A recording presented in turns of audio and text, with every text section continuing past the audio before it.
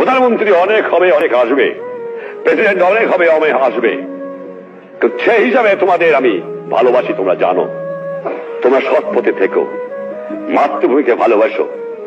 মনে রেখো, তোমাদের মধ্যে যেন পাকিস্তানের মেন্টালিটি না আসে।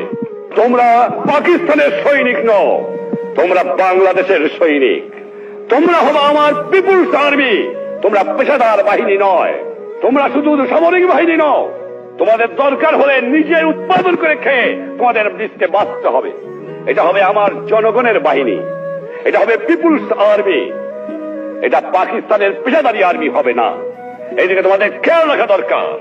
আর যেখানে অন্যায় অবিচার দেখবা, চরম আঘাত করবা, ন্যায়ের পক্ষে দাঁড়াবা, গুরুজনকে মেনো, সৎ পথে থেকো, শৃঙ্খলা রেখো, তাহলে জীবনে মানুষ হতে পারবা।